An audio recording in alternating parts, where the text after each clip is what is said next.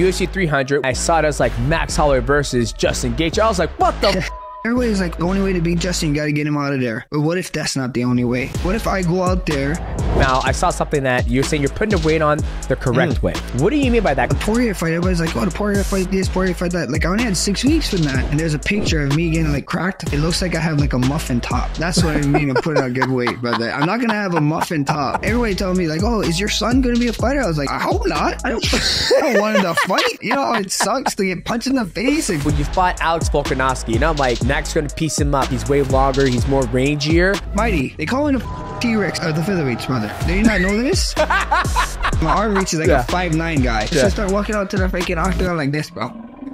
It's like it is what it is. Oh, it's 15-time world champion Demetrious Johnson. You're listening to the MightyCap. What's going on, ladies and gentlemen? Welcome back to another episode of the MightyCast. The guest today is a good friend of mine, Max Holloway. We fought on a couple cards together. Been following his career for a very, very long time. People don't realize Max has been in the game. When he was very young, he became a world champion, defended the belt twice, beat the likes of Jose Aldo. I mean, the list just goes on. The people he's fought, Dustin Poirier, multiple times. Now he's going to fight Justin Gaethje for the BMF. So the podcast got started off a little bit differently because me and him have actually hung out before and are good people. We're a good company or whatnot. So hope you enjoy this podcast, and make sure you guys like, subscribe, and also hit the bell to know when we go live. We just jumped right into it, and there was no, kind of formal introduction. So hope you guys enjoy it. Hang on. All right, in 3, 2, 1. What you talking about? You talking about the one championship? The one championship Muay Thai tournament, Muay Thai thing. That, man, I ain't fighting. Could you imagine me fighting like Super Lake or what is it? Sanchai or Tower Chai? So this is it. As you're gonna get, you can get like a yellow card, right? You slam these guys on their head one time. And just be like, oh shit, I forgot. I thought we was doing MMA, you know? And just make sure the slam counts, though, you know? I mean, I could, but nah, man. Those guys in Muay Thai, they're so brutal. Like, Rodtang is nasty.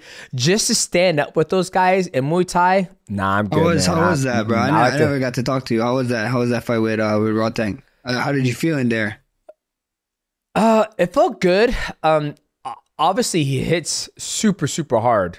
Like, when he hit me, it felt like I was fighting Dotson. Dotson was the only other person who's hit me that hard.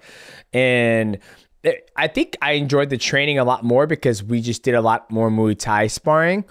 And then once it went to, the MMA rounds, he had no wrestling, no sprawl, essentially no jiu-jitsu. So it was super easy. But I could see, I think in my younger years, I think I've been okay with doing more Muay Thai fights in the bigger gloves. I'm not a big fan of the Muay Thai fights in the smaller gloves just because you could break your hands. I mean, I'm shocked you don't break your hands as much as you be throwing fucking things. Like, you be like, come on, let's go. Brother, we had this thing called XMA before when I was coming up, like right when I was an amateur before I was turning pro in Hawaii, and that's what it was. It was just stand-up fights with MMA gloves, so. And when I saw one doing it, I was like, holy shit, Hawaii was ahead of its time. It was doing this for a minute. So you started out with just doing stand-up and mixed, well, it's not mixed martial arts, but you just started with stand-up with MMA gloves. I couldn't do it. I wasn't 18 yet. I was still 16, 17, so we couldn't put on the MMA gloves, but a bunch of guys was doing it coming up to Hawaii.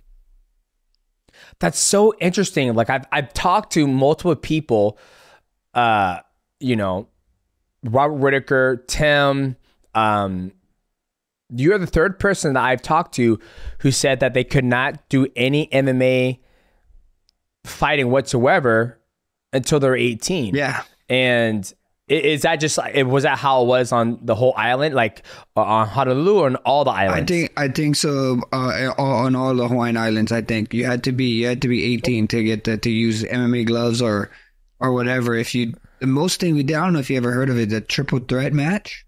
You ever heard of triple threat match? Mm-mm. So it was like a switch from kickboxing into MMA. So the first round would be kickboxing, the second round would be boxing with takedowns, and the last one would be grappling. Oh, this would be with like 10 or 16 ounce gloves on, like boxing gloves on. So that was the closest we could get to MMA. And then I think so now some of these guys are doing like pancreation, but it was like you had to be 17. But I wasn't around when it was 17. Like there was like you had to wait to use 18 to fight. What MMA. Is it now? I think. What's it now? I think so. I see 17-year-old kids with MMA gloves here and there, but then when they go to the ground, there's no strikes. But when you use the MMA gloves, gotcha. There's no strikes. See, that's crazy because in Washington State, I think I've seen kids like fucking 15 years old fighting in MMA, like as an amateur. It's like 10-year-old kids. I don't know where it was. I don't know if it was in Washington State, but the two kids that was doing it, I was like, these kids are next level. It was probably somewhere in Russia. It was somewhere in Russia. Like, don't worry about it, boys. Just fight. Fight. Crazy. Okay. Well, Max, it's been so long, man. Always good to catch up with you. How's life? How's the wife? How's Rush? How's everybody doing? Everything is going good, bro. Everything's going good. The wife's good. Rush is good. We just living, you know. We're getting ready for this 300 card, so that's the first thing in mind. And yeah, just chilling, bro. How you been? I know you've been a busy man. You've been taking over this YouTube game, brother. Some of your backyard fights breakdowns is the best thing I ever watched. It's hilarious, dude.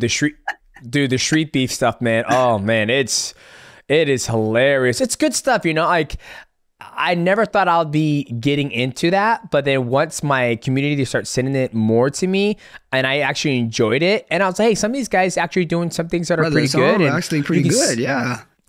Yeah, and some have gone off and done amateur fights and done very well. And you can just see, I like doing it because you see how like powerful grappling is against somebody who has no form of grappling whatsoever. And that was the thing that kind of sparked my interest in breaking those fights down.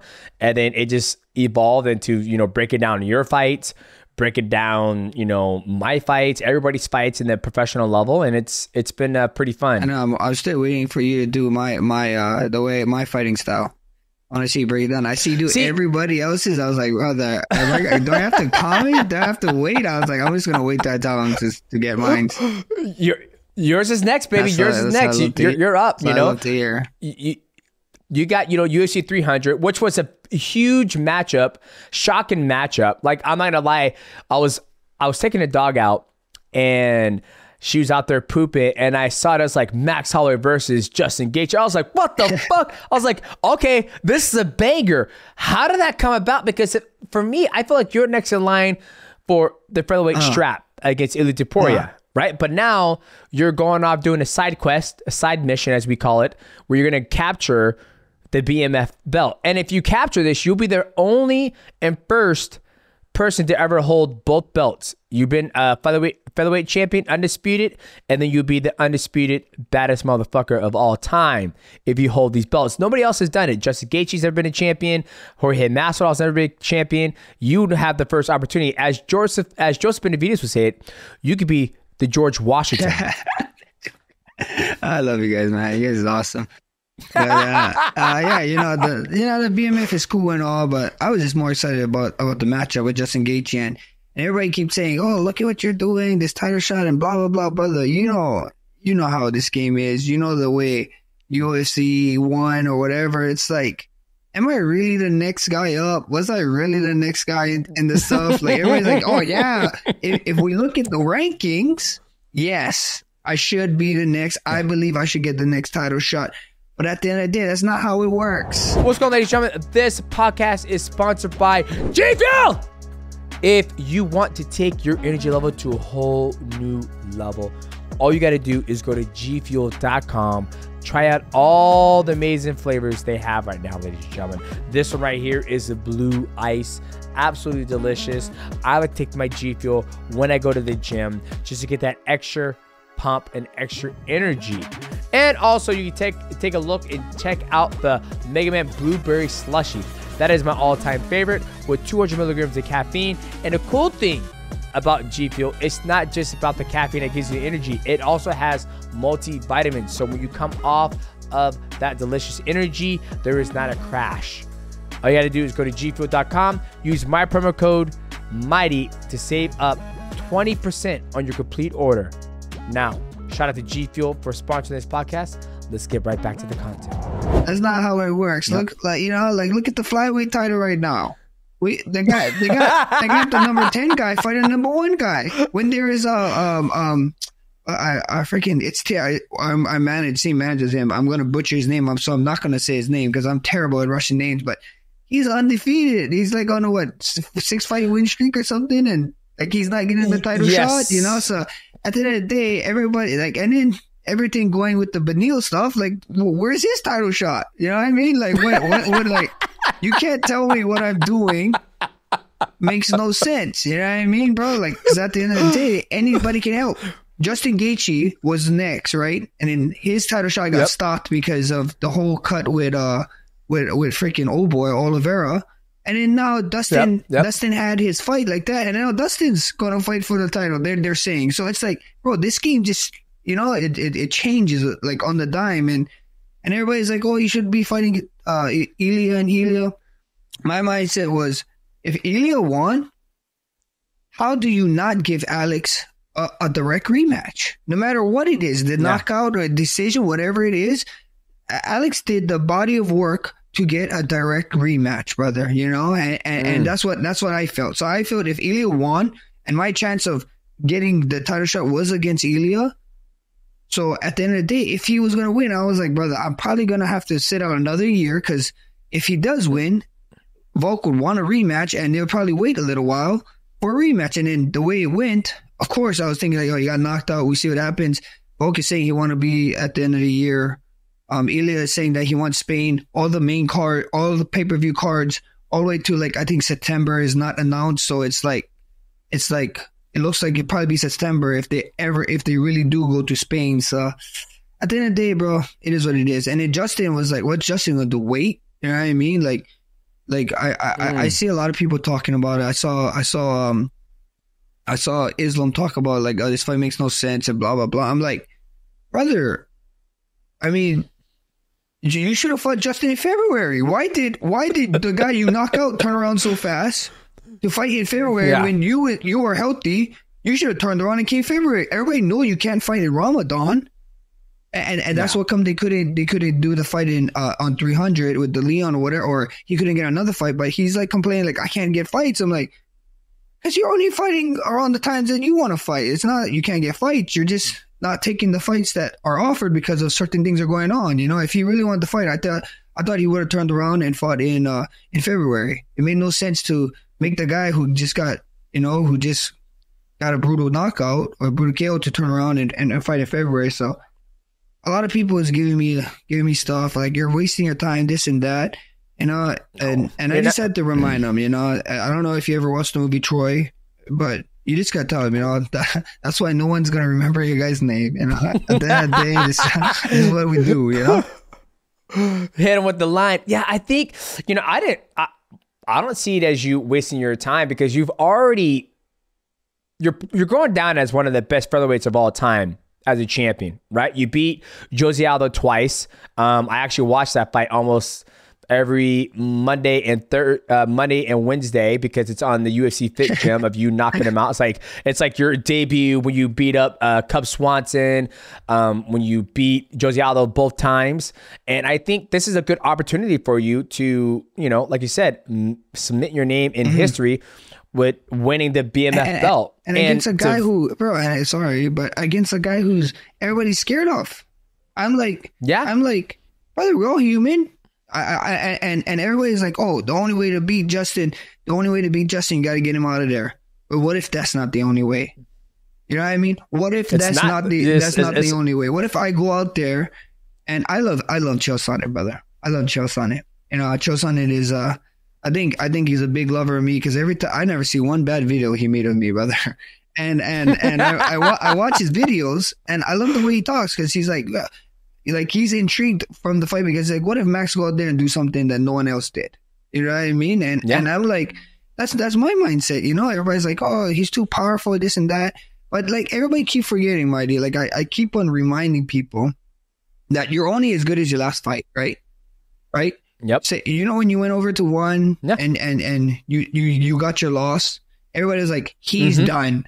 Mighty's done. Mighty's this. Mighty that. He was never fucking good. You came back and what happened? You had to remind people. But at the end of the day, a lot of these fans, a lot of our fans or MMA fans, it's this American fans actually. A lot of these American fans the fan base is so used to watching seasons.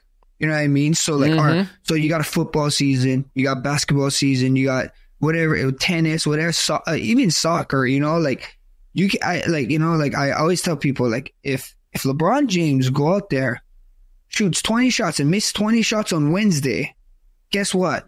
On Friday, and he's gonna be like, you suck. You're not the GOAT. You was never him. Friday, 2 days later, he has a game again, and then he goes 10 for 10 with 20 assists, 10 rebounds, blah blah. You're the greatest of all time. You know, like you're only as good as your last fight. When we fight, we can't fight. You know, you don't have multiple nights in a fight. Sometimes you do. Some fights do, whatever. But like in all actuality, when you fight, and then you fight like 2 months if you're lucky, but it's normally 4 to 6 months later. So 4 to 6 months, that thing is cooking.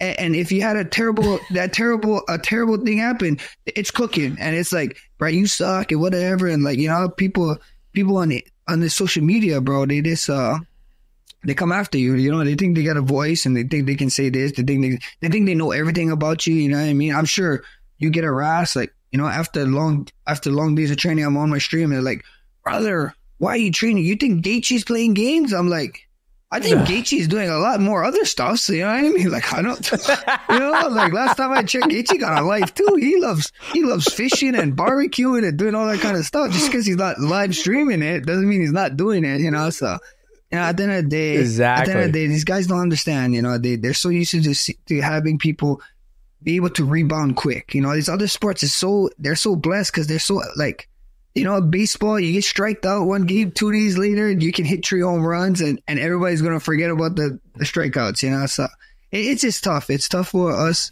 MMA fighters, I think. And a lot of people are going to be like, this sounds like you make excuses, whatever. I'm like, bro, at the end of the day, you need thick skin. You need thick skin to be a fighter, brother. This is the worst sport. Everybody telling me like, oh, is your son going to be a fighter? I was like, hell, I hope not. I don't want him to fight. You know how it sucks to get punched in the face and then you got to cut weight and then the main thing is like even time. You know how much time I got to spend away? Like I don't live close to the gym. You know, like my gym is like 45 minutes away from me. You know, damn. Like 35 to 45 minutes away. And then Hawaii is known for traffic. So most of that time it turns to like an hour. So like at the end of the day, it's like I'm like in the car for like 2 hours or more out of the day. So it's like, yeah, I'm here. I come home. I see my wife then, but then I got other obligations that I got to do. So it's like I do that. And then by the time I get to actually chill, it's like only a little bit. And then I'm tired. And I just want to go take a nap or go to rest, you know. So and then the sacrifice is a sacrifice. You know, a lot of you guys don't see it, but it's just fuel to the fire, bro. You know, I'm excited for April 13th, Justin Gaethje, and to just, you know, remind the world, you know, I haven't been here. Everybody keep forgetting. You know, it's always, bro. It's always like, who's next? Or this guy is this and this guy is that. You know, this whole Ilya talk. A lot of people are just harassing me like, oh my God, he's gonna kill Max. Don't give him that or whatever and blah, blah. I'm like, brother, when I was Ilya's age, I think I had like a title defense already. Or I was fighting for like 3 titles, you know what I mean? Like, oh, I didn't tell me shit, you know? This guy, like, oh, cool, you know what I mean? Like, bro, I've been there, and I've had 3 title fights, you know what I mean? So it's like, at the end of the day, like, just, you know, calm down, bro. When the time comes and the time is right and it happens, it's going to happen, and I look forward to that. But, you know, first things first is, you know, it's Justin Gaethje, and like I said, bro, every time someone gets in the fight with him, it looked like they got out of a car wreck, you know? So hopefully I can go in there. I'll go in there clean. I know it's going to be a tough fight. Get out as clean as I can and, you know, win in a very different way.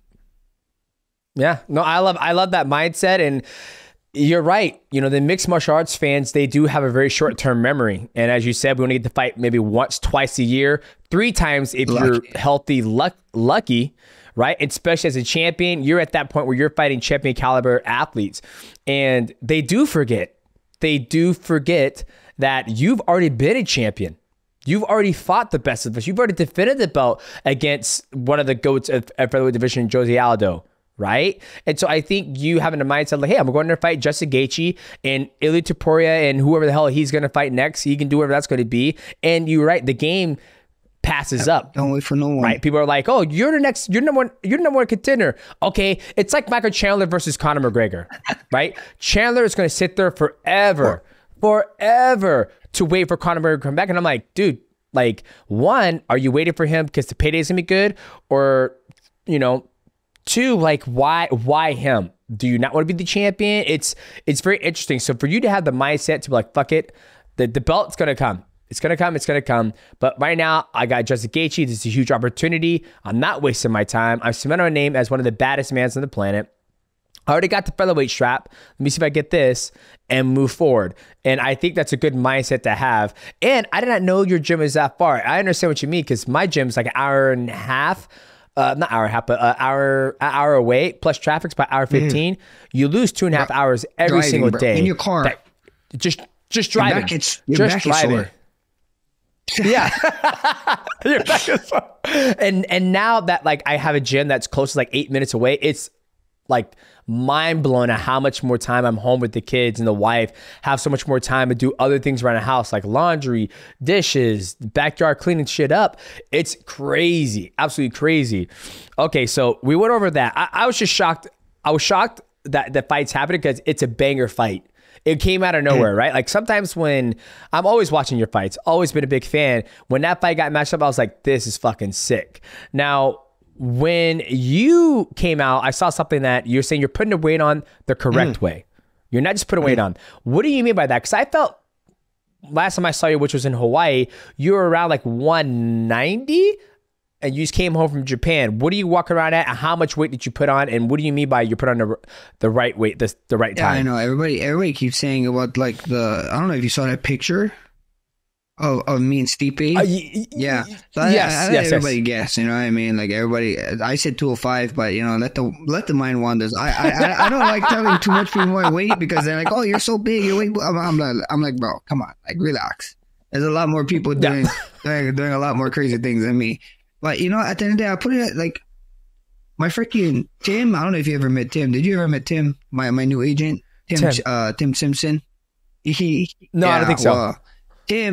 Tim, he's my new agent, and I mean, if you go look at the Dustin, like pull this up for you when you make a YouTube video. Pull this up and put his picture. There's a picture. Just type in Max Holloway versus Dustin Poirier 2, and there's a picture of me getting like cracked from like Dustin, and it looks like I have like a muffin top, brother. Like that's what I mean to put on a good weight, brother. I'm not gonna have a muffin top against Justin Gaethje. I mean, the Dustin Poirier fight was 6 weeks, and you know, and it was big, and I think we put on a little bit of muscle for this weight just because I just wanted to, and just because we had, and I could eat. Like now, like when I'm going to 45, I eat pretty good, you know. I don't go crazy. Like I know some people just do like chicken and salad and stuff. Like that's insane to me. I still eat carbs. I eat carbs all the way to fight week. Like brother, fight week, PI is like the UFC PI are always like, Charles is the man. Shout out to the head honcho over there at the PI, Charles, because like whenever a new guy comes in and he's not there, and I'm like, oh, I need rice, and they're like, they're not giving me rice. Charles is like, bro, give the man whatever rice he wants. I was like, bro, I never did miss weight. Just give me rice. I'm still training this week. Like I'm still training like I'm normally training. So I love carbs, but yeah, I mean the right way is just my body's gonna feel better. I'm putting on weight. I'm feeling strong. Like I said, the Poirier fight, everybody's like, oh, the Poirier fight this, Poirier fight that. Like I only had 6 weeks from that. And like I was coming off of like just chilling, you know what I mean? Straight up the couch, 6 weeks. And then it was like, we got to like 6 weeks is not even a fight camp, you know? Like we usually do like 10 weeks, you know? Yeah, especially if you're just coming off the couch, right? I wasn't even training. I was like, enjoy. This is time, like, you know, you enjoy, you win some stuff. I don't know what happened before the Poirier fight. But I know it's something where something was going on, and I was not in the gym. I was just chilling. I was like, bro, this is so good. Life is so great, you know, and eating whatever I could, and you know, and then opportunities like that come up. But like, how do you say no? You know, how do you say no? Like I tell everybody, like even with the Gaethje fight, like how do you say no to this fight? It doesn't, like, I understand some people need time, and we do need a certain amount of time to get ready for fights, correct? But then there comes a point where it's just a competitive nature, even about weight and stuff. Like I tell everybody, in the Roman days, you know, the gladiators, when they go to, like, they compare us to gladiators, correct? And did did you hear any gladiator walking around with his scale being like, holy gosh, you're freaking 2 kilos heavier than me, we cannot fight, you know, or you're 0.5 kilos heavier than me, we're not going to take this, you know? So at the end of the day, that's just my thought. I know it takes a certain mind of business to do certain stuff, but if you believe in yourself, man, you can achieve a lot of things. So, you know, at the end of the day, the whole weight talk is just about putting on the right weight, eating good, eating clean. I've been eating. This is the best I've been eating, bro, for a minute. I know. Shout out to my beautiful wife. She cooks me the best food ever, bro. Before, when I was, you know, single and stuff, I was just eating out and doing whatever. Hot Pockets, pizza time. I needed chicken. I was eating dino-shaped chicken nuggets, bro. So life was good. Oh, I love that. Well, see, that's the thing that people don't realize. Like when you took, like from what I'm hearing, when you took that Dustin fight, the second one, there's a point in time when athletes got to sit back and relax. I call it being a normal citizen. Yes. Right? Because when we're both in the middle of training camp, it's all we're thinking about. It's training, fighting, sleep, drinking the right fluids, and eating the right food. But then when we put that stuff aside and we're like, dude, it's 9 o'clock in the morning, I'm going to I'm gonna have pancakes, and then I might have a mimosa, and then I'm gonna go watch TV. Then after that, I was like, I'm gonna go have a beer. I'm gonna go. You live in Hawaii, I'm gonna go surf. I'm just gonna chill. Like that's the good life. That's good life. And you get a phone call. Hey, you want to fight in 6 weeks? Yeah, shit. Why not, brother? I'll do it. Yeah. And then you're like, then you come and you're like, oh fuck, I got a muffin top. Everybody's making fun of me. It's like you're just trying to enjoy life, right? So I'm happy this, you know, you going up, putting the weight on the right way, eating, because I know when you make that weight cut to 145, it's a lot of, I'm going to call it a struggle, but you do take away some of the stuff your body needs to grow, right? Because essentially you're losing a lot of muscle, right? But now that you can be like, fuck it, I'm going to eat good. I'm going to eat good. I'm going to train good. And I'm going to look good. And feel good, you know? Like even in training camp, you just feel great, you know? Like some days after going to 45, certain hard days is like shit, you know? You got to stick to a certain regimen because, you know, you got to hit numbers at certain times. Now it's like I'm training and I'm like, man, I'm kind of sore, and I know I got a big day tomorrow. I'm going to, you know, I carb load, I load up on food, I load up on the right things, and, you know, and then even cheat days, like I got cheat days when I'm going to 45, but cheat days here is a little bit different. Now we at 55, you know. He's like, he said cheat days are every day, baby. We got a couple more of them for sure. Oh, that's what's up. Are you doing any surfing? Nah, bro, I haven't surfed.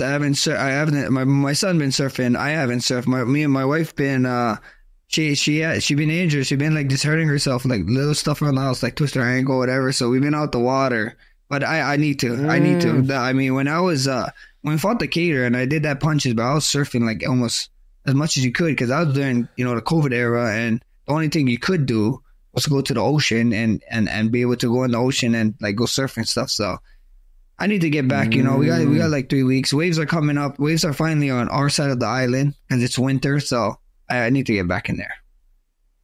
Gotcha. You will. Okay, let's transition. I want to talk about gaming, man. I know you've been streaming on Twitch.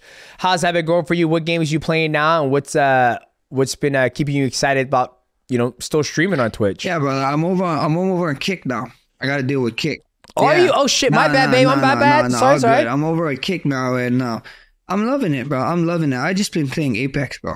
I've been playing Apex, and then here and there, I do Stake US. You know what I mean? Like a lot of people, I know a lot of people, they're like, oh, this and that, gambling, whatever. It's like, bro, it's a social gamble. That's good. It's a social gamble site, and don't be stupid. Like, bro, you literally can play with you go and get this thing called gold coins.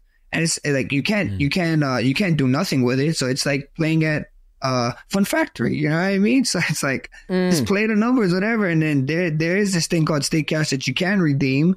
That's a whole other thing. But it's just something that I like doing on the side, playing, and it's always funny talking to the chat and just talking to people, you know, and seeing people. And a lot of people trip out and they're like, oh man, I never knew you're a DGen like me. You're doing these slots or whatever. I'm like, brother.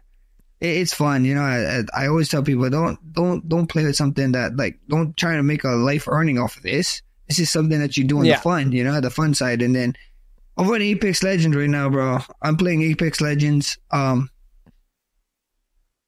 been playing that for a minute. This season is super fun, bro. I think it's season 20. Season 20 we're on now. And it's so much fun, but cheaters is just everywhere, bro. It's kind of heartbreaking.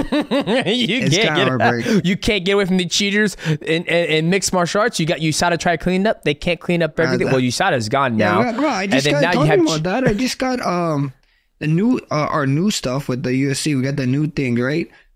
And like I was seeing it, like you see the paper, you see the site, and then, like, they never got some of the champions, right? They didn't get some of the champions yet. And then I post some freaking fire content of me looking big and stuff, and all of a sudden they're knocking at my doorstep. They showed up. I was like, yeah, coincidence? I think not, brother. But you know, I'm clean as a whistle, bro. I don't give a shit.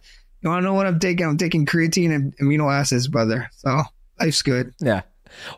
Well, you were talking about that too. I can't remember who said it. It was like, why don't they let the athletes take steroids? Because, you know, in jiu-jitsu, it's very big. Yeah. Right, like I want to talk to Gordon Ryan about. I want to talk to Craig Jones about taking steroids in jiu-jitsu. It's very big. It's very acceptable. You know, ADCC says, hey, we're not going to test. You guys do whatever you're going to do.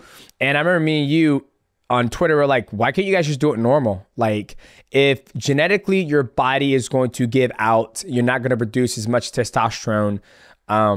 It is what it is. Yeah. Right. Like I told myself, if I can't keep up with the younger athletes, then that's a sign of it's time for me to, move on in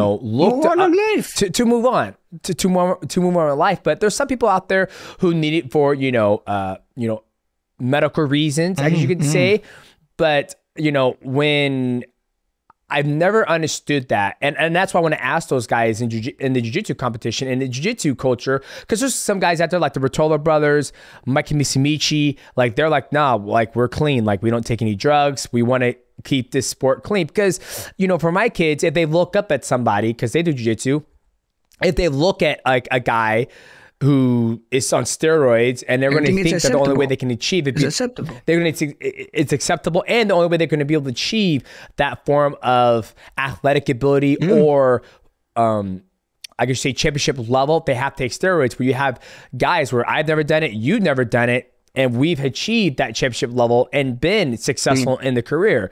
So I can't wait to pick somebody's brain about like, oh yeah, man, it's good, man. I just take this and it feels great, and you should do it too. And I'm like, but why? Why don't you just not take it and just see what you can do? It's a very interesting. It's a very interesting conversation. Yeah. I think it is, bro. And you're going to be a greater man than me in that conversation, because at the end of the day, I just. I mean, like, hey, what do you mean? What do you mean? I'm being a greater man? I don't understand. What do you mean? Super fair and like trying to hear their outcome, and when medical reasons, I understand, but it's like. Competition wise, like really, like, and especially, I don't condone it in any sport, but you know, if you're doing it in baseball, like, brother, you're hitting a ball with a bat, you still gotta hit the ball. You know what I mean? Like you still gotta hit the ball. You know what I mean? But like, if you do it in a contact sport like a football, or even like jiu-jitsu and MMA or soccer, because you used to run into people, right? Like, or hockey. Yeah. It's like, this is insane, brother. Like, you can potentially kill this man. You know what I mean? Like, what if you're so worried out, you're choking someone out and you bust their freaking clavicle or something, or whatever in it, their throat, and they're gone. Yeah. You know, like that's my mindset. Like, if you medically need it, then don't do sports. You can't do sports because you medically need this to just go on with your normal average day. Like, don't do it. But, you know, at the end of the day, it is what it is. Everybody got their own decisions. And I just think so. Just because the sports that we do is so dangerous already, and you're adding performance enhancing to, like, that, you know, it's going to get you to a level that you may never ever achieve. It's insane to me. You know, it's like the same thing with like, with people taking like, certain stuff like, oh, I never took steroids, but I took something like it's still banned, but it's like I took something where it just makes me recover faster. Peptides. Yeah, like, or make me recover faster. I'll be like, yeah, but that's still cheating, brother. Because if you're normal, if you're a normal guy, and that's why they take it away, right? Because it's banned because of this, because you're getting a edge of recovering faster, or your testosterone is coming back. So it just makes no sense to me. So then I guess their argument would be, well, you take creatine, that's supposed to help you recovery and keep more water into your muscles, essentially. Yeah. What would be your counter to that? I'd be like, creatine is something that is not freaking banned, brother. There's a list. Creatine and amino acids. And when I'm taking this, you know, like, I know some guys take pills or whatever it is, or rubs or whatever. It's like, this thing is not fucking, like, it's not helping my fucking testosterone. It's not straight being like, oh, it's just straight to help your testosterone. It's just help to keep my muscles, you know, more water. You know, one of these guys is just, I don't know. It's just, it's insane. And if you're doing like the testosterone replacement or something, like, brother, like, come on. Yeah. No, it's interesting because, like, it's crazy. I started taking creatine. Like, I never took creatine. I started taking it and I was like, oh my God. I was like, my muscles have so much water in them. I don't get tired. It's like, I could just keep on going and going, to where before I would never take, because I had to cut to 125. But now that I'm trying to put size on, it's like, oh, this is fucking amazing. Good, And everybody's like, dude, you the only gross thing is I sweat so much, bro. I hate sweating. Like, I hate it, bro. I sweat so much, bro. It's so gross. And sometimes, like, even like, when you're doing like circuit lifts or something, you're so sweaty, you gotta grab stuff, and like shit is slipping out your hand. I'm like, bro, this is disgusting. I'm like, I don't know people like sweating. Only time I like sweating is night before weigh-ins. Like, this is great. This is amazing, you know? Just keep leaving my body, please. That's the only time, the best time when you want to sweat. I agree with that. So now, when you've also came out and said that you don't spar anymore, right? Like, I love that you don't spar anymore, but I find it very hard to be able to. I feel like some people can do it and some people can't, right? Like, for me, I don't spar unless I'm getting ready for a fight. Exactly. If I don't have a contract signed or anything like that, I'm not sparring. Ain't nobody punching me in the face. But you don't spar regardless of going up to fight. I'm sure you probably do light pity pat sparring, but you're not doing any hard, you know, banger rounds, right? So, I mean, all I'm gonna say is, like, when I'm outside of camp, I might do like a hard spar here and there, to like, you know, like, but it's not, it's like maybe like once every like 2 or 3 months. It's like, or because we got some like boxers too, some great boxers on the island, right? So like, I go in there, like, and just be like, oh yeah, I want to spar hard. I want to see how it is. I want to see some of these boxers, or I just have it like right off the couch. I'm like, brother, I want to see what it looks like if something happens. You know what I mean? Like, we just gotta, you stay ready. You know what I mean? Wait. You said, so you're telling me you might be on the couch with you and your wife and your son Rush, like, you know, you haven't trained in, 6 weeks, like, nah, fuck it. I need to see what it feels like. All right, boys, let's go. Let's go to the gym and get it in. We got this team on here that they spar like every a certain day. And I'm like, I just hit up one of the boys in the gym, like, hey, you guys sparring today? Like, okay, shoot. You know, like, I just, like, that's literally what it is. Like, I'm with my wife there, man, just thinking. And I started, like, we're watching a movie, bro. And you really explained that. We're watching a movie, and then it's like the day before, and I'm like, man, I gotta get to the gym. You know what I mean? Like, and then I just text one of the boys from the gym, like, hey, boys, you guys sparring tomorrow? Okay, cool. I'll see you guys tomorrow. What time is it? Like, I always ask them what time, so. You're fucking wild, man. You know, but it's serious. It's not all the time. It's like once like a month. But then for this camp, I think they're gonna use it in the promo and the countdown, and I think it's gonna be amazing, because like this camp, you're fighting Justin Gaethje, something's got to change. So, you know, of course. So like, you know what I mean? So you're gonna have more of that, like, hey. Well, y'all spar. All right, I'm on the way. Bye. You probably just go to strangers too. Without giving away too much, just tune into I think so. The countdown is gonna be amazing, and it's here and there. You know, a lot of people's like, you're so crazy, you don't spar, blah blah blah. I'm like, brother, I started when I was 16. Right? Yes. I started when I was 16 kickboxing, bro. And we sparred every day. You know, and it wasn't hard. You know what I mean? It was like kind of like technique wise, whatever, this and that. And then at the end of the week was hard. But then, you know, that pity patty stuff, some days it's not pity patty, brother. You know, like you come in there with a mood, or somebody else feeling some type of way, you catch someone or you get caught. You know, I'm to this day, sometimes I'm doing like drills and stuff, and if I get caught and I feel like, wow, that's pretty disrespectful. I would have done something back. You know what I mean? Like, you know, we're all fighters, we're all humans. So it's like sometimes the pity patty turns a little bit more, and then you just shake hands after and be like, you know what? You know, it is what it is. So it's just funny, you know. But at the end of the day, I everybody keep telling me, oh, this and that. Even with Gaethje coming up and how much I get hit and this and that and blah blah blah. It's like, brother, yeah, I get hit in the fight, but like, I think I'm able to take certain hits in fights because now we backtracked on not getting hit. You know, most guys get hit in camp and they get knocked out and they get hurt by training partners. You know what I mean? And you see these, and especially when you're younger. And don't get me wrong, when you're younger, I think coming up at a certain age, you need that. You need to know to be like, oh, if you hurt your hand in sparring, or if you get hurt in a fight or whatever, like you need certain situations where you can go back. You know, like that's how I tell a lot of these people coming up. It's like, oh, what is the main thing you tell an amateur or somebody who wants to come pro? I was like, brother, compete as much as you can. Compete sick, compete hurt, compete after breaking up with your girl. You know what I mean? Compete in a heartbreak, compete fighting with your family, you know, like compete after arguing with your coaches. Like, you need to do this stuff because if it never happens and say everything been perfect and you get your title fight, you know, you're fighting for the UFC or the one title shot, whatever it is, and those things happen, and you can't go back to a moment in your mind and be like, oh, I've been here, you know, like, bro, when I was an amateur kickboxer, I fought sick, I fought hurt, I fought heavier weight classes, I fought whatever. You just fight as any amateur. Shit don't count. You know what I mean? This shit don't count. Yeah. You could go 0-100 as an amateur.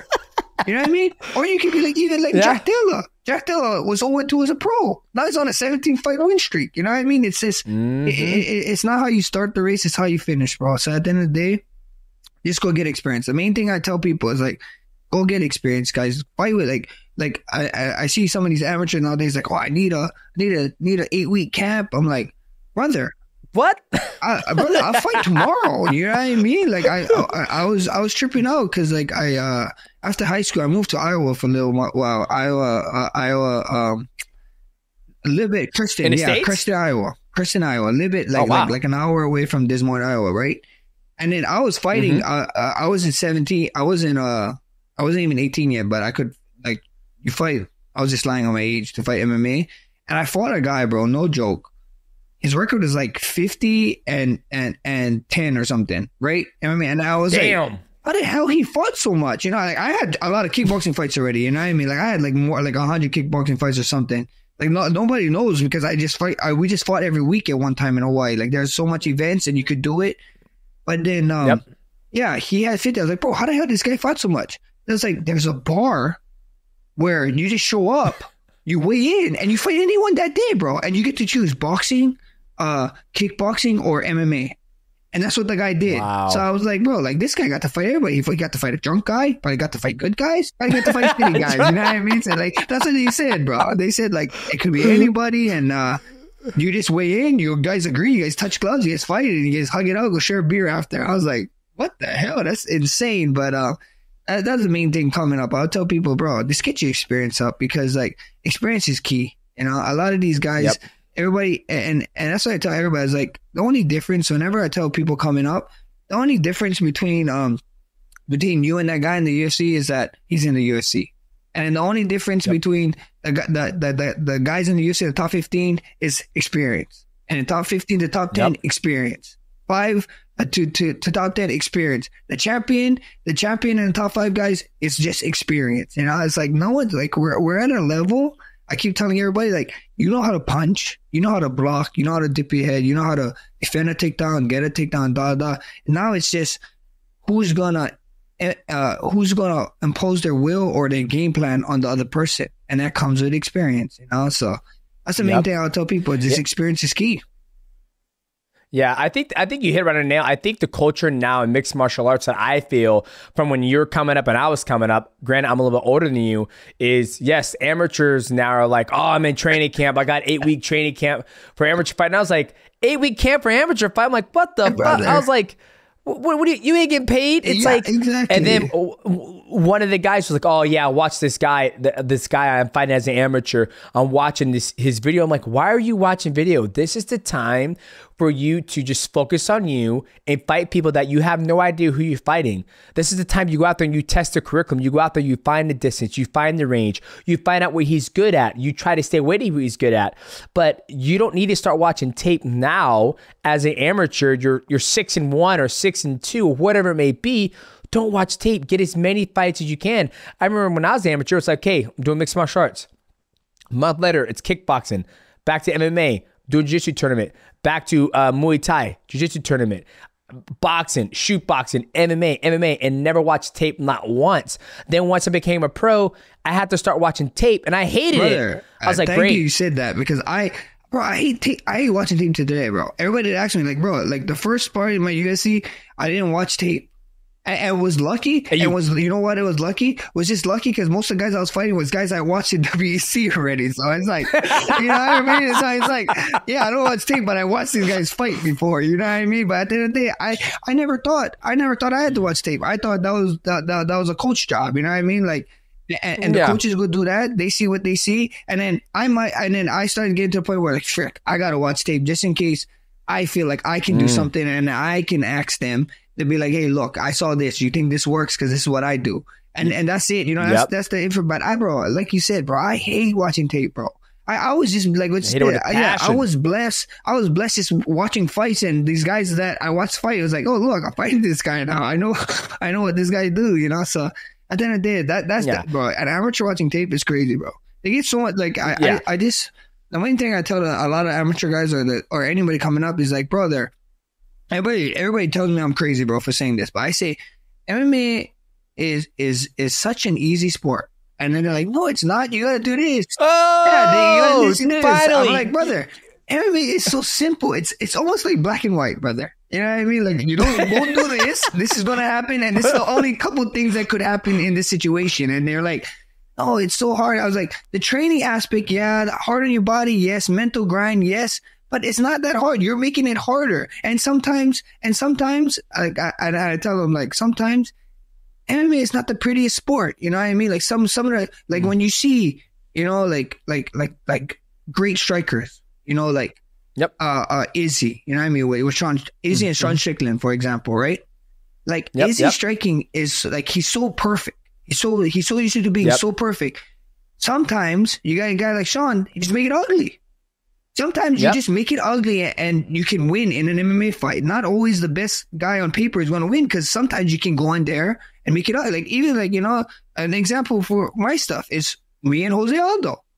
Jose Aldo on paper, pound for pound, would if you look at stats and whatever, and you put it next to my stats, everybody would probably be like, "Holy shit, why are they even matched up?" Of how athletic it is, you know? I'm gonna stop you right there. No. The first time you fought, Max, first time you fought Jose, you were whooping him. Then the second time you fought, you did something different. Do you know what that is? No, you gotta tell me. I want to see. You started throwing body kicks, and you started fighting the clinch, and you started making it nastier. Yeah, okay. Like you were, the first time. I wanted to see what you were gonna say, Mighty. You need to stop breaking down fights, bro. What the fuck is this? I thought you was my friend, bro. What the hell?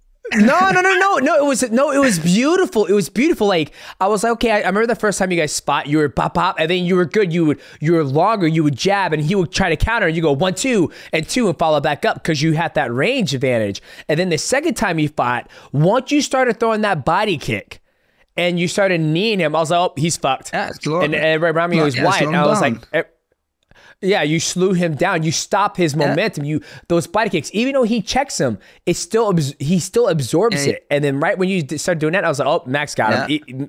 You had him the first time, and then you even had his number the second time. So continue. So go on, my friend. I wouldn't stop you there. But sometimes you just gotta, you know, sometimes a lot of these guys in MMA coming up, they just think they gotta be perfect. You know what I mean? Like, oh, I gotta be perfect. My technique gotta be perfect. And I always tell them, like, brother, it doesn't. You know what I mean? You can get it. It's just a mixed martial arts, bro. You can get away with it. And sometimes, brother, you're going to have to make it ugly. This is what it is. But MMA, and everybody laugh at me when I say, bro, MMA is the easiest sport. Even other sports would be like, you wouldn't say this to nobody. Brother, MMA is one of the easiest sports. You know what? You know who make MMA hard? The person. The person, bro. The person you're talking about. Is You're like, you're making it hard. And like, I just actually had this talk with one of our amis that's coming up, and he's laughing. I was like, brother, I'm serious. You're just thinking too much. You're overthinking it. It's easy. Yeah. You go out there, you punch. You know how to block a punch. You know certain counters. Do it. And if you can impose it on his will, then go and take that man's will. You know. Yeah. No, I agree with you. I mean, I completely understand what you say about MMA is the easiest sport. I tell everybody all the time, mixed martial arts is the easiest sport to become a world champion. They're like, no, it's not. I'm like, yes, it is. I was like, how many people have come into mixed martial arts and only have one good art form and become a world champion? I can name a plethora of them.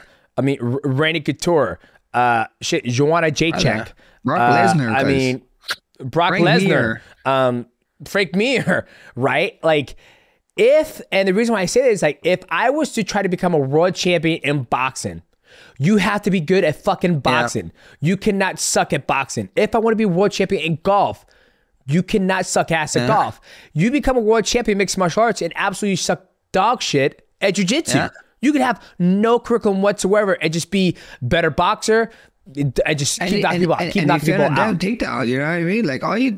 Independent takedown. That's all. That's all you have to do. So, like you said, mixed martial arts is the easy sport because if you have one game and you're very, very, very, very good at that game, and nobody can take you out of that game, then it's the easiest sport. So yes, you're right. You are making it complicated. Then if you come against somebody who's well-rounded, like myself, then it's like, okay, well, I can't. That's when it gets harder. You know, it gets harder, but that's when it gets harder. But then at the end of the day. And overall, to it, like you're saying, it gets harder, but it's really not. You know what I mean? Like I try to tell people, like, it's really not. And like they think I'm crazy, bro. They think I'm insane. I'm like, brother, I think it's also because you're once again, like you said, it's about the experience. Yeah. Right. Yeah. Like you've had so many kickboxing matches, so you know what it is. You've had so many MMA fights, you know what it is. So, okay. I'm either, if I control the distance and the range, you have to come and get me, or I'm going to come get you. So that comes from the kickboxing experience, the grappling experience. You've done the triple threat matches, I'm assuming, in Hawaii. Yeah. So you've had your grappling exchanges. So you've covered all your bases where now you can look back and be like, oh, well, this is easy. And the main thing, bro, that a lot of people keep, you know, like you can be the best technique, be the best guy in the world, and be the best guy in the world, whatever, right? But if you don't have the mental is the toughest thing, especially it's not in MMA. MMA, I think so. Like I said, you gotta be a little bit different, of course. But then at any high level, you know what I mean, you gotta have that mental. Like a lot of people just they wilt or they quit. You know what I mean? And if you're a quitter in regular life, my guy, sports and especially MMA is not for you, bro. You know, it's like. You're going to have to deal with the bullshit. You know what I mean? Like, you're going to have to put it on and you're going to have to push through. Like, I tell everybody all the time, bro, this is a mental game, bro. This is a mental game. Yep. You know, like, sometimes, you know, even just like with the Aldo fight, you know what I mean?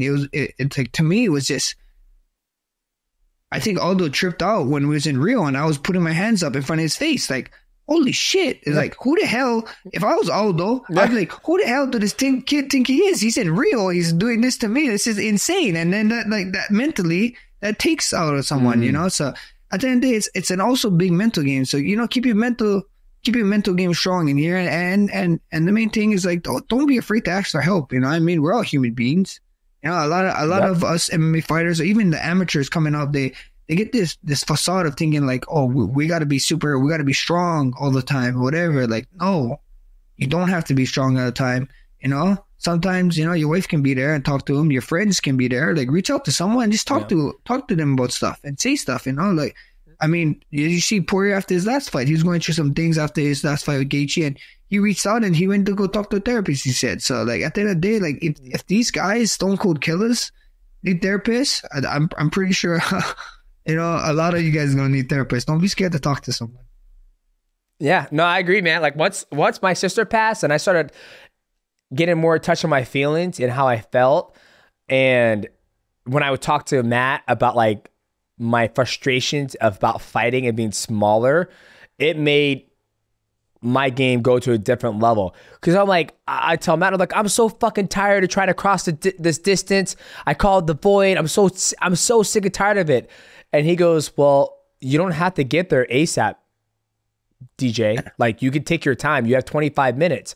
And I'm like, yeah, I know that, but you always on my fucking back like a monkey. You just keep on beating on your boy. Let me, and it'll be funny because I'll be getting ready for my fight. I'm like, Matt, let me fucking cook, okay? I got 25 minutes with this motherfucker. Let me cook him up, and I'll get him out of there. And he goes, okay, I'll let you cook, but once I see the dish ain't like get it prepared the way I want it, I'm gonna step in and start making some adjustments. I'm like, fine, but I agree with you, man. Once you start like talking and speaking on your emotions, like it took my game to a whole new level. And yeah, and I think a lot of amateurs need to do that too. Don't try to be so cock strong. Just talk and ask. You know what I mean? Like I tell all the guys that I train with, brother, you got any questions, ask me.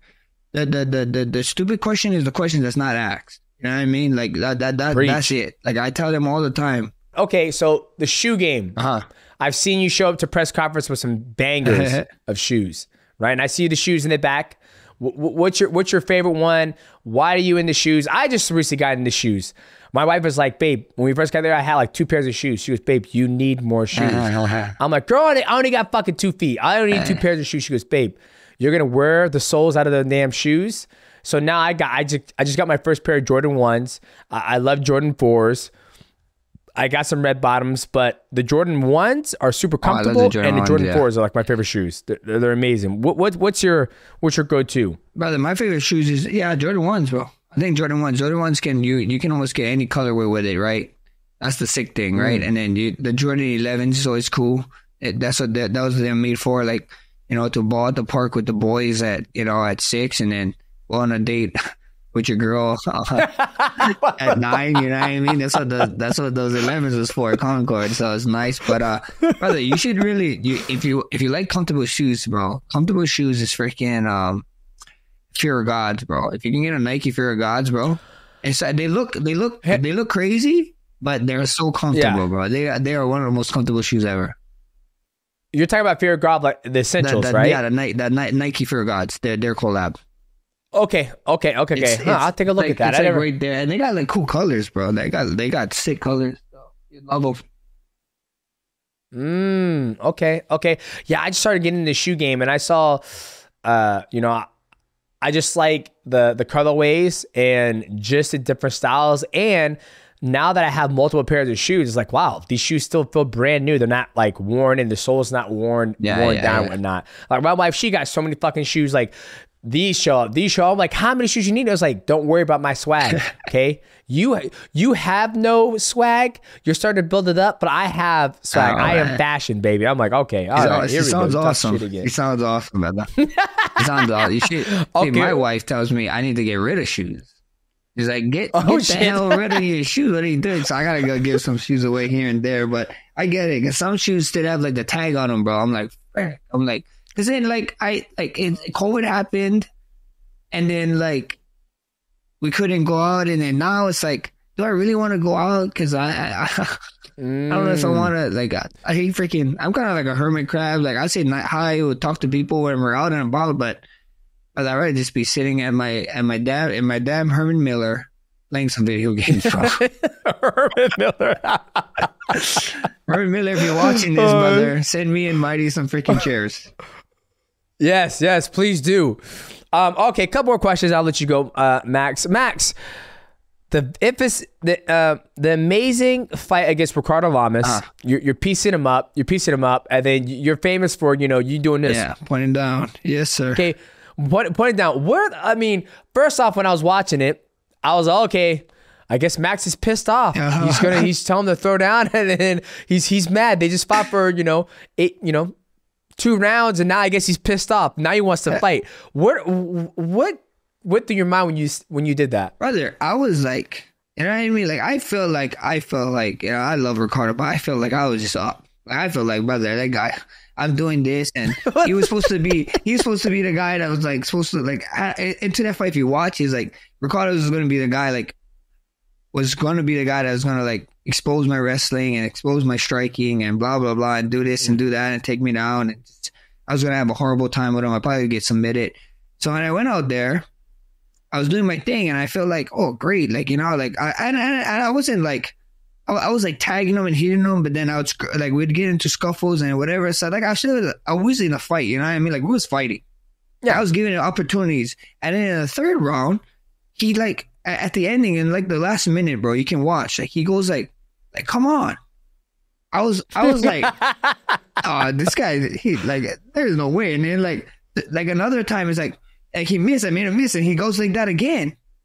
And then I was like, what the? I was in my mind like, are you serious? I'm just like, I was like, brother, like, why are you getting mad? You know what I mean? And then the last, he did something, like he said something again before the 10 seconds was up. Or like right before the 10 seconds, like he does a gesture, like, come to me, like, I want to fight. I was like, okay. I would say no more, brother. You know what I mean? Like, we go right here. And we just throw it out. You know what I mean? I didn't care. I was like, I felt like anybody can get caught in any situation, you know, in any fight. But I felt like I took some of his hard punches. And I was like, brother, if you want to go, we can go, you know. And now it's like my logo now actually is do you ever saw my logo? It's actually that from that moment. So if you look at it, it looks like a fist pointing down, right? But if you look at it, it's MH, so it's from there. So it's funny that you asked about shoes and in this, because we actually got the logo and the inspiration from Jordan. You know, Jordan's dunk, his dunk logo, and that's what I was like. Bro, we need a moment because everybody got like MH logos. Like yours is cool. Yours is like the mouse, and the Mighty Gaming one is super sick, right? Yeah, because you actually put some effort, because everybody and their mama did just like using their initials and just being like, you know, this is my logo, but like I wanted something like iconic, and when people see it, they feel a certain way, you know, and if they didn't, somebody would tell them this story of like, oh look, Max did this and the point down and whatever, so they can feel the logo, you know, and that's what my logo is. So it's that if you ever see my logo, it's that you can see M8 in it, but then it's a finger and that's what it is. It's for that iconic moment, you know, like when everybody see the logo now, it's like, holy shit, that's when Max did the Ricardo Lamas, you know.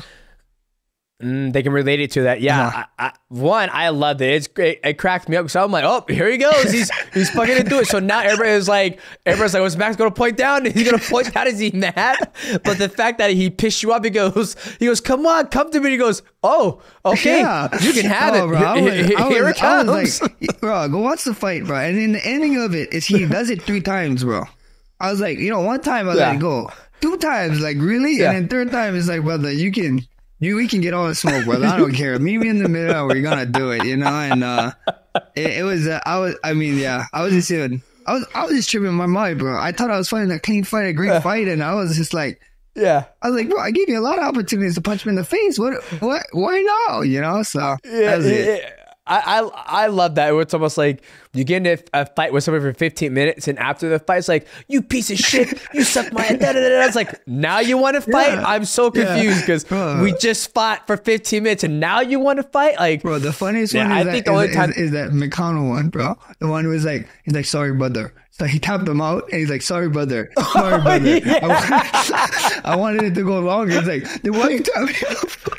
You tapped me out. Oh, that was the funniest clip ever. I was like, brother, that's so cool. Oh, I know. He goes, sorry, man. I wanted to fight some more. What? I think that was a Moicano, right? Moicano, yeah. I don't know the guy who tapped him out. But yeah, I remember that he was like, I wanted to fight more, and he goes, why'd you tap me out? And it's like, I don't know, but it is. Oh my God, Max. Thank you so much for giving your time, man. Thank you, brother. I'm super excited. I'm super excited to see this next chapter in your career of, you know, taking on Justin Gaethje. I think it's a great fight. I think you do very well. You're doing the right things. You get the right mindset. You've always had the right mindset. I never worried about you when you go and fight. Like, you're very good about, the only thing I was like, what the fuck, is like when you fought Alex Volkanovski, and I'm like, Max is going to piece him up. Max has better footwork. He's way longer. He's more rangier. That was probably the only time I was like, what just happened here? I don't understand how he get outstruck. He's like 74. Are you serious? Bro, Mighty. They call me the fucking T-Rex of the featherweights, brother. Do you not know this? You cannot tell. I'm the T-Rex, brother. Everybody, I don't have a race advantage, bro. My race advantage is 69, bro. Alex Volkanovski's one is like 73. I think I'm at 72. I think I might. Yeah, brother. Yeah, you're long as shit. What the hell? You're not even. No, why are you so low? Oh my gosh, that's crazy. Hey, I'm gonna see what wingspan is. Now we're running real quick. I gotta take a look. This is fucking hilarious. I did not know that. Hang on, Demetrious Johnson. My leg reach is what everybody, but I like boxing. I'm at fuck. What is it? You cracking me the fuck up. See, my reach. You're like a velociraptor, bro.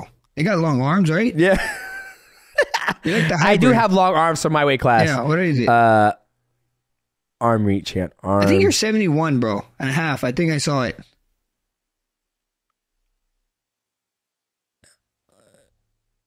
No, I'm 66. 66? That's what it says. It says reach is 66. Yeah, but then, okay, what is 66 for your height? Does it match? I'm not sure. So, like, mine's is 69, right? I'm 6 feet, bro. I'm 5'11". You know what I mean? I say 6 feet. I say 6 feet because I'm close enough. I'm 5'3" and I'm at 66. So you got 3 inches on me, and you have brother.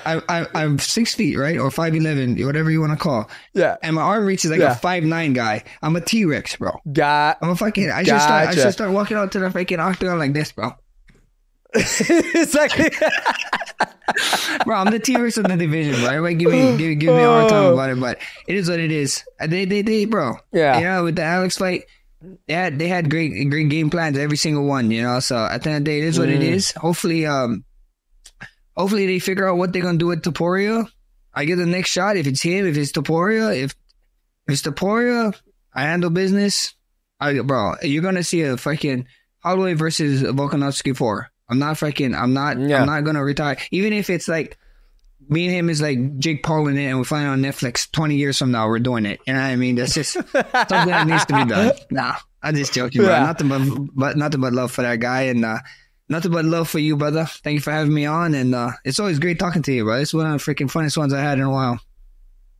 Absolutely, man. And where can people find you before I let you go? I know you got the kick. I know I've been seeing you putting the work on YouTube. Yeah. I watched your last reaction, so let people know where they can find you, man. I'm over on YouTube, Max Holloway, kick.com/Max Holloway, IG @BlessMMA, and X or Twitter, whatever you want to call it, @BlessMMA, guys. You know, so we're there. I'm streaming daily on Kick all the time. So come say hi, and then we're dropping a YouTube video every Friday for the next couple of weeks until UFC 300, the road to 300. So make sure you guys check out the YouTube at Max Holloway. And yeah, I mean, if anything, just follow @BlessMMA on IG. I always tweet out or put in my stories of where you can find me and what I'm doing. Boom. Love it. Ladies and gentlemen, that is the episode of the MightyCap, a blessed one, Max Holloway. Make sure you follow him on YouTube, on Kick, and all the social media. He's got a big fight against Justin Gaethje, UFC 300. I'm your host, Demetrious Johnson. Co-host is still in Thailand doing his thing. And we will see you guys at the next one. Cheer! Well, damn. Don't leave, Max. Thank you, Don't brother. leave. Thank you, brother. Hey, brother. Oh, my God, dog. Hey, brother, that was fucking amazing. I'm telling you right now, bro. I didn't want to say it. I know you're recording. You can have it later on. Okay, 3, 2, 1. All right. We just got done doing the podcast with Max Holloway. And, man, I knew this was going to be a good one. I knew it was because Max is just humble, class act guy. Even at time we hung out in Hawaii on his beach, it was Max Holloway Day, and he had the whole beach to himself in Hawaii. You know, the biggest thing, you know, that I love about Max's career is that he's always stayed humble, and he puts himself in the fire to be able to land the shot. And does he get hit a lot? I don't think he does, and he doesn't, but it's fighting, right? Like, it's okay to get hit if you're going to give another hit that's going to put the person out. Right. And the fact that he has the reach of a gentleman who's like 5'7" or 5'9", and he's like 6'2", is kind of shocking. He calls himself the T-Rex of the featherweight division. I've always thought he had the longer reach against him and Alex Volkanovski, but I guess I was wrong about that. you know, and his mindset on the whole Ilya Topuria, Alex Volkanovski, and him going to the fight Justin Gaethje, I think that's the perfect way to look at it, right? Like, a lot of people might think he's wasting his time. A lot of the guys in the same sport in mixed martial arts think that the fight doesn't make sense, but honestly, he's right. Nothing ever makes sense in mixed martial arts. A guy can come off a loss and get a world title fight, where in mixed martial arts or any sport, the only way you get a world title fight is if you're like ranked 5 or 6, wins in a row. I think the only other sport where you can win a world title or championship is like NFL, and you have the horrible, you go 6-6 in the regular season, and then you go in the playoffs and you win every single playoff, and then you get the championship. So I think him having a mindset that, you're not guaranteed a title shot in this sport is smart, because it almost kind of gives him the opportunity to look at Justin Gaethje and this opportunity to become the BMF, and which fact he will only be, if he beats Justin Gaethje, he will only be the undisputed lightweight champion and featherweight champion and undisputed BMF. There's only been a couple guys who've been able to hold that title, and Max Holloway is the first one to fight for it, and has also achieved championship level in featherweight division in the UFC. So really enjoy it. Let me know what you guys think in the comments below if you enjoyed this interview with Max Holloway. I cannot wait. He's going to come back on, whether he wins or lose. And I can't wait to chat with him, and I can't wait to be able to hang out with him when I go to Hawaii. So aloha, and hope you guys enjoyed it. Peace.